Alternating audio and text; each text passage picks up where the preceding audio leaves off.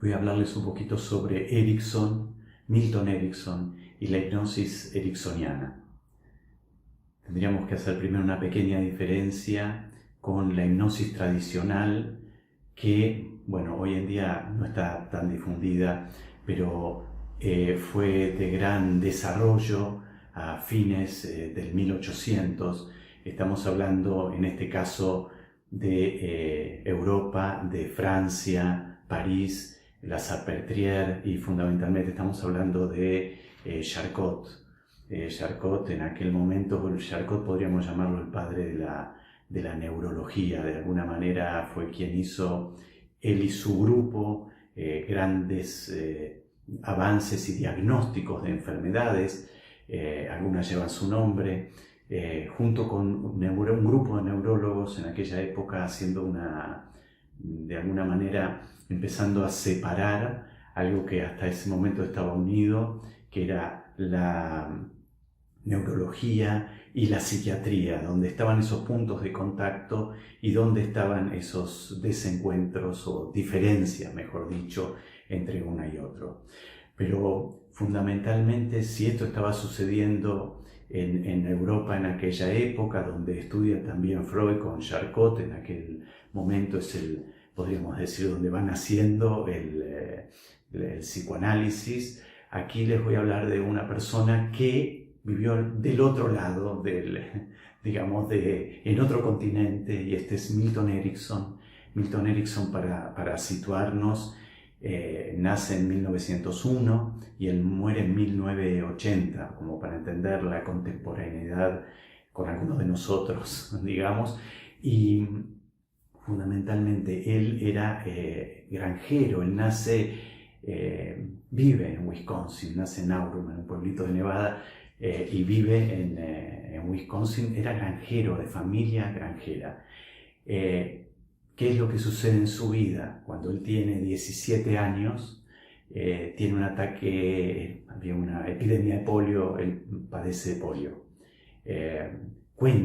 Contaba Erickson, que los médicos llegaron, él estaba postrado totalmente en la cama, semiconsciente, y los médicos llegaron porque iban visitando granja por granja por el tema de la epidemia, y estando ahí en la habitación con él, se giran y le dicen a su madre: de esta noche no va a pasar, por los síntomas que tiene y la gravedad que tiene, de esta noche no va a pasar. Y cuenta luego Erickson que en ese momento le dio mucho enojo esto que le decían a su madre, y entonces se propuso que él iba a tratar de vivir y pasar la noche. Y por supuesto, en ese momento cuenta también que él hizo una seña a la mamá para que abra la puerta del ropero, donde tenía un espejo, para poder ver el atardecer, porque él pensó: tal vez realmente este sea mi último atardecer. Y entonces cuenta que él vio ese atardecer y que fue un atardecer maravilloso. Realmente vio esa puesta del sol, los dorados junto con los rojizos, con la proyección sobre las nubes, y fue un atardecer bellísimo. Y entonces, al otro día, él abre los ojos y todavía estaba respirando, todavía estaba vivo. Ahora, en ese momento, él mira por el espejo que reflejaba la ventana y el atardecer, y él se da cuenta que allí había un árbol muy grande frente a la casa. Entonces la pregunta que nos podemos hacer es: ¿dónde estaba viendo él ese atardecer? Esa representación que lo estaba, de alguna manera, él entró en esa imagen suya. Entonces él lo que va comprendiendo es que uno entra en diferentes estados de conciencia, y que esos estados de conciencia no son la pérdida de conciencia, sino que en esos estados de conciencia diferentes uno puede de repente emerger ciertas imágenes. Y uno entiende esto de los estados de conciencia. Además, él dice que estos estados de conciencia son cotidianos. Y cuando uno lo piensa esto, por ejemplo, los que manejamos y de repente vamos con el auto, que de repente hacemos unas cuadras y en un momento tomamos conciencia que estábamos manejando y que hicimos un montón de cuadras y nuestra conciencia no estaba puesta en el manejo, sino tal vez en otra cosa en ese momento hasta que tomamos conciencia. Estos niveles están todo el tiempo, Entonces sigo con el relato de Erickson y entonces a la semana vuelven los médicos porque iban recorriendo las granjas y lo encuentran vivo. Y entonces le dicen a su madre, este chico lo único que va a poder mover es la cabeza y va a quedar postrado así como está y esto va a ser así de por vida. Y entonces Erickson le pasaba lo siguiente, que él entraba como en una conciencia diferente y de repente en esa conciencia diferente él empezaba a verse moviendo su mano. Y entonces empezaba a tener la sensación de la mano y cómo esa mano se iba elevando y se iba moviendo y cada vez más y cada vez más.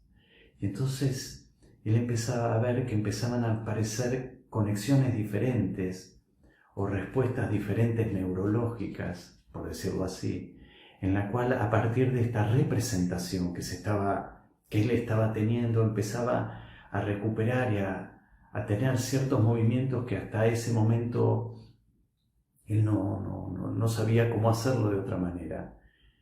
Podemos entender que Erickson era un sanador herido, le estaba desarrollando en ese momento, sin saberlo, toda una metodología y un abordaje diferente al tradicional. Y entonces él se da cuenta, y él lo dice muchas veces en algunos de sus relatos, de sus metáforas, donde se encuentra esa inteligencia, donde se encuentra esa inteligencia que permite la transformación. Y es en esos estados de conciencia diferente donde aparece esto. Entonces él empieza en esos estados ampliados de conciencia a poner en marcha esos recursos que nos habitan, esa sanación posible que está allí, lo generativo desde donde uno va trabajando para la transformación. Y en ese estado de conciencia, lo que sí se producía también era una vivencia, es decir, en ese momento la persona está teniendo una vivencia y es importante que ahí esa vivencia sea una vivencia transformadora. Entonces, él tiene una experiencia, es a través de la experiencia y de estas vivencias que se producen las transformaciones. Entonces, Erickson tenía esa capacidad de facilitarle a las personas que tengan una experiencia, que puedan hacer una transformación de aquello que les habita. Yo cuando pensaba en esta imagen de la mano que subía, me acordaba de una película que fue la última vez que lo vi en una película, esto que fue en Kill Bill, cuando la protagonista va moviendo un dedo del pie y desde ese pequeño movimiento que empieza a hacer y esa indicación que se va dando y sobre la cual insiste, luego va moviendo y va recuperando su movimiento.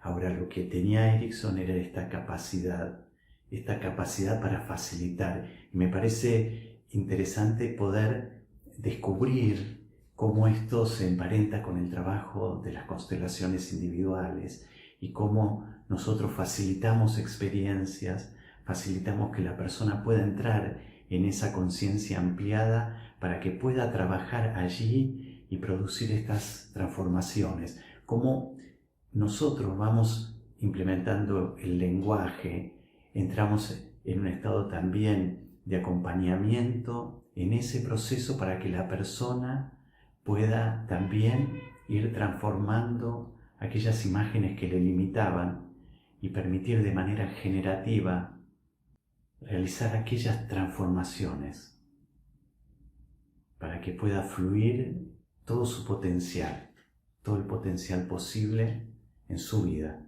en la realización de lo propio, de lo que nos toca. Próximamente, en el entrenamiento de constelaciones individuales, vamos a estar viendo estos elementos que juegan y que tienen que ver con la forma de abordaje en las constelaciones individuales y cómo esto se emparenta también con este trabajo de Milton Erickson.